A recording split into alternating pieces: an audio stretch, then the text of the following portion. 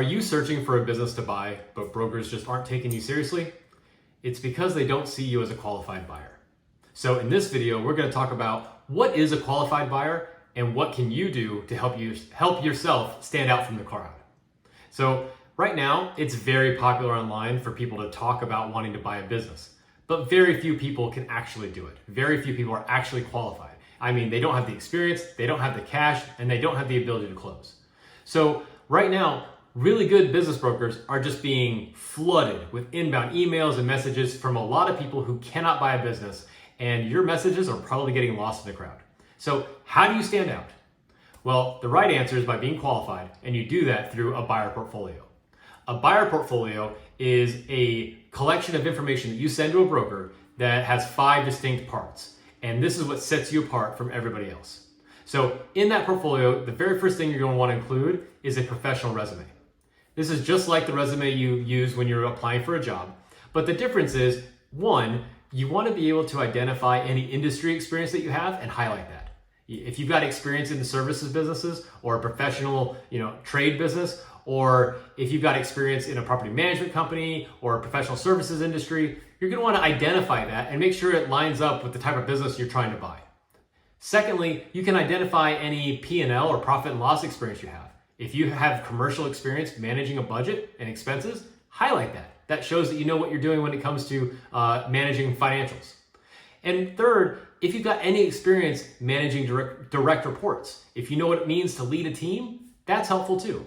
You want to be able to highlight anything that shows that you have the potential to be a successful business owner and that you're serious about actually buying a business. So first thing you need is a professional resume. The second thing you need is a letter of purpose. Now, this can be really informal, but essentially what I want you to do is I want you to write a letter to the broker, either in the email or attached, and say who you are and why you want to buy a business. Just be honest. It doesn't need to be super put together. Just be very clear about why you want to buy a business. Are you trying to build something for yourself and your family that grows wealth over time? Say that. Are you trying to get away from your 9-to-5 job and you want to be your own boss? Say that. Have you always had a deep passion to own a pizza joint?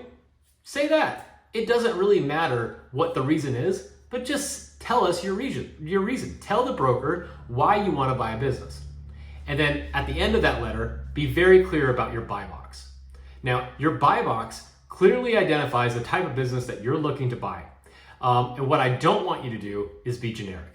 I don't want you to say it's cash flowing, it has recurring revenue, it has low customer concentration, it's a service-based business, it's boring, or it's blue collar. Do not say that. That is a waste of everybody's time. I need you to make a decision. Identify what type of business you think you want to buy and say that. So for instance, if I know I want to buy a service-based business, then I need to pick one. Okay, I'm picking landscaping. Okay, well then do I want to do residential or commercial? Pick one. Do I want to be in a certain geographical region? Be clear about that. Do I want it to be project-based or recurring revenue? Be clear about that. Be as clear as possible about the type of business that you're looking for. And it's okay, you can always change this. You can always update your buy box and then contact your brokers and let them know, hey, my search has changed. This is what I'm looking for. You want to be able to be very clear with brokers about what you're looking for. That way they have an idea of what to send you and they're not wasting their time.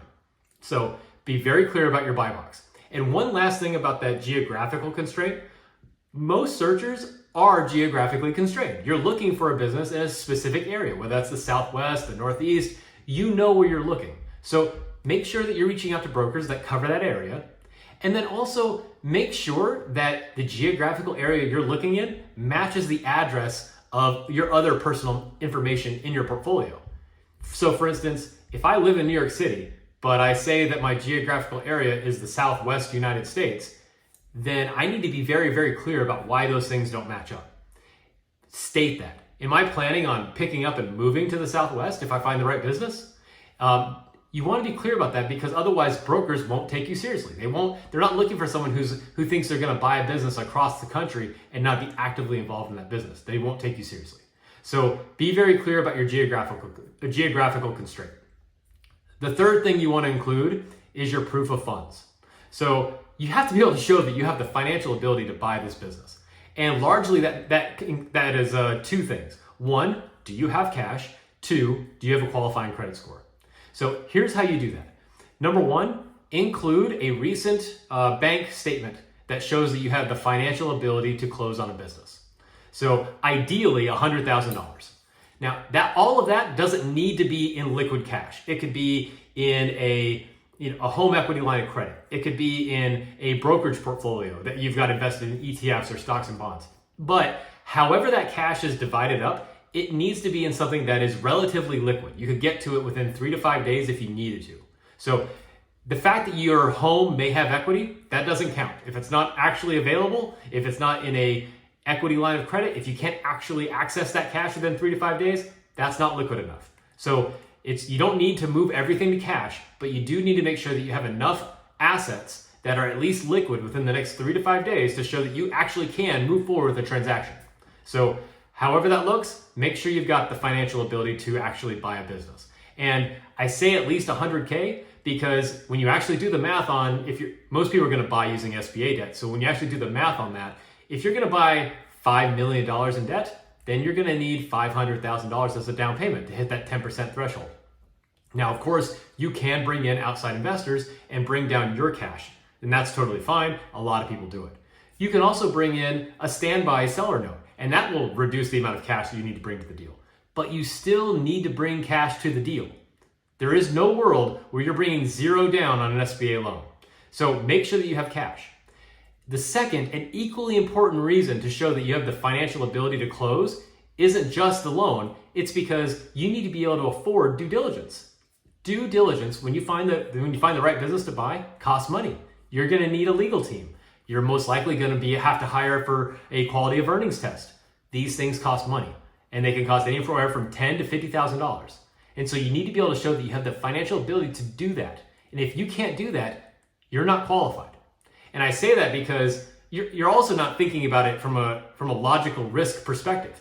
If you are fully aware and ready to sign for a personal guarantee for $4 million of SBA debt, but you don't have $25,000 in cash for a quality of earnings, then I would suggest that you're not qualified. You are not ready to buy a business because you don't understand the risk.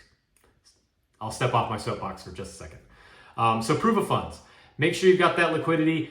You can do that through a bank statement. If you have an accountant, they can write a letter for you. Whatever it is, make sure that you can prove to the broker that you can actually financially afford to buy a business. That's it.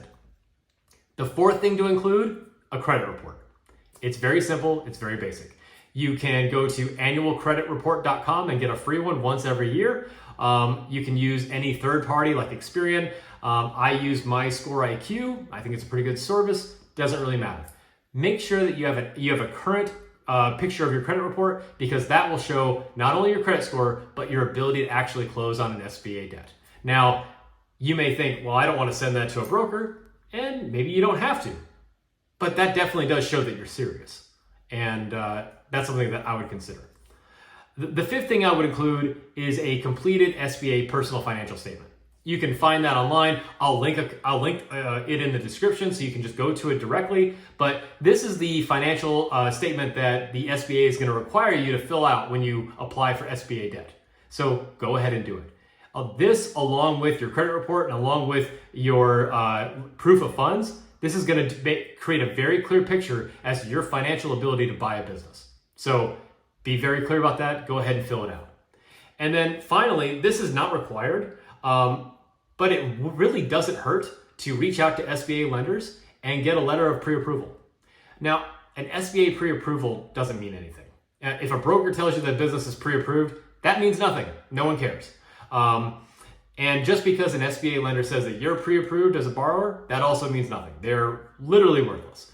But it does show that you've at least taken the time to get it. And that's just one more green flag indicator that you're a serious buyer and you're moving forward and you're not wasting anybody's time. So those are the 5 things that I would include in my buyer portfolio. 1, the professional resume. 2, the letter of purpose. 3, the proof of funds. 4, the copy of the credit report. And 5, a completed SBA personal financial statement. All right, get those things together. Identify brokers in your region that you believe have a great reputation, and start working on that broker outreach. Pick up the phone, send an email, make sure that they know you're serious. You start doing this, reach out on LinkedIn, you start doing that, you're going to find good brokers and they're going to take you seriously. So I hope that helps, and I hope that helps brokers notice you and see that you're a qualified buyer.